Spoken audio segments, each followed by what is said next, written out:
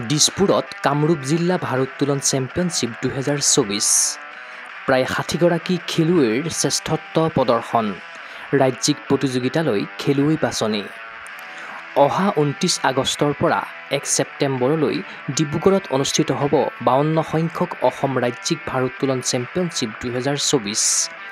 এই প্ৰতিযোগিতালৈ খেলুৱৈ বাছনি কৰিবৰ বাবে দেওবাৰে দিছপুৰৰ অসম ভাৰোত্তোলন প্ৰশিক্ষণ কেন্দ্ৰৰ প্ৰেক্ষাগৃহত অনুষ্ঠিত হয় কামৰূপ জিলা ভাৰোত্তোলন চেম্পিয়নশ্বিপ 2024 প্লেটিনাম ফিটনেছ চেণ্টাৰৰ উদ্যোগত তথা কামৰূপ জিলা ভাৰোত্তোলন সন্থাৰ সহযোগত অনুষ্ঠিত প্ৰতিযোগিতাখনত অংশগ্ৰহণ কৰিলে কামৰূপৰ অন্তৰ্গত প্ৰায় 60গৰাকী ভাৰোত্তোলকে ইয়থ জুনিয়ৰ ছিনিয়ৰ আদি শাখাত ল'ৰা-ছোৱালী উভয়ে ক্ৰীড়াংগনত উজাৰি দিলে শ্ৰেষ্ঠত্ব ইফালে ডিব্ৰুগড়ৰ ৰাজ্যিক প্ৰতিযোগিতাৰ পৰা হিমাচলত অনুষ্ঠিত হ'ব লগা নেশ্যনেলৰ বাবে অসম দলৰ খেলুৱৈ কৰা হ'ব বাছনি এই সন্দৰ্ভত জনালে অসম ভাৰোত্তোলন সন্থাৰ সম্পাদক ভৱজ্যোতি গোস্বামীয়ে হয়তো আজি আমাৰ কামৰূপ জিলা ভিত্তিত এই প্ৰতিযোগিতা আজি অনুষ্ঠিত কৰা হৈছে আমাৰ দিছপুৰৰ যিটো আছাম ৱেইটলিফটিং এছ'চিয়েশ্যনৰ ট্ৰেইনিং চেণ্টাৰ আছে তাতে আমি মূলতঃ এই প্ৰতিযোগিতাখন আয়োজন কৰিছে আমাৰ প্লেটিনাম ফিটনেছ চেণ্টাৰ PFC তেওঁলোকে সেই জিমে কৰিছে লগতে সহযোগিতা কৰিছে কামৰূপ ডিষ্ট্ৰিক্ট ৱেইটলিফটিং এছ'চিয়েশ্যনে আমাৰ এই প্ৰতিযোগিতাখনৰ মূল উদ্দেশ্যটো হ'ল যে অহা 29 আগষ্টৰ পৰা 1 ছেপ্টেম্বৰলৈকে আমাৰ ডিব্ৰুগড়ত 52তম অসম ৰাজ্যিক ভাৰোত্তোলন প্ৰতিযোগিতা অনুষ্ঠিত হ'ব youth junior and senior both men এণ্ড ওমেনৰ কাৰণে আৰু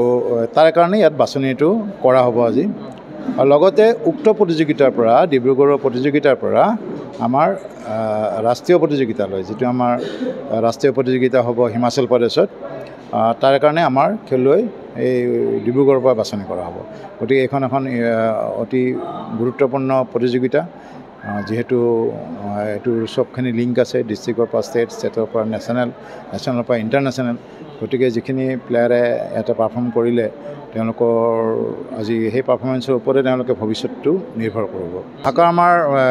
এতিয়া আমাৰ কামৰূপ ডিষ্ট্ৰিক্টৰ ভিতৰত আমাৰ ইয়াতে আজি 60মান প্ৰতিযোগী হৈছে 60 নে 70 এনেকুৱা হৈছে আৰু প্ৰতিযোগিতা শাখাই আছে 10টা মেন 10টা ওমেন শাখা আছে 10টা ওমেনত 10টা ইউথত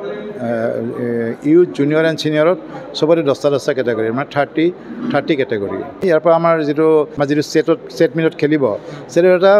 ক্ৰাইটেৰিয়া আছে যে ইমানখিনি এটা মিনিমাম কোৱালিফিকেশ্যন এটা ষ্টেণ্ডাৰ্ড আছে মিনিমাম কোৱালিফাইড ষ্টেণ্ডাৰ্ডটো মাৰিলেহে প্লেয়াৰে চিলেকশ্যন পাব মিনিমাম কোৱালিফাইড ষ্টেণ্ডাৰ্ডটো হ'ব আমি এতিয়া বহিম যেতিয়া আমাৰ খেলখন হৈ যাব খেলখন হোৱাৰ পিছত আমি এইটো স্কুটিনি কৰি ল'ম স্কুটিনি কৰাৰ পিছতহে আমাৰ প্লেয়াৰখিনি আমি কোনখিনি বাছনি হ'ল এইখিনি আমাৰ কৰা হ'ব ইফালে বঁটা প্ৰদান অনুষ্ঠানত উপস্থিত থাকিল অসম টাংচুডু সন্থাৰ সম্পাদক মাষ্টাৰ দেৱজিৎ গগৈ সক্ৰিয় ক্ৰীড়া সংগঠক দেৱজিৎ গগৈৰ উপৰি কেইবাগৰাকীও জ্যেষ্ঠ ৰেফাৰীয়ে খেলুৱৈসকলক প্ৰদান কৰিলে মেডেল ক্ৰীড়া অনুৰাগীৰ আশা সমাগত ৰাজ্যিক ভাৰোত্তোলন চেম্পিয়নশ্বিপত অপ্ৰতিৰোধ্য হওক কামৰূপ জিলাৰ খেলুৱৈ হিমাচলৰ ৰাষ্ট্ৰীয় প্ৰতিযোগিতালৈ অসমৰ পৰা বাছনি হওক অভিলেখ সংখ্যক ভাৰোত্তোলক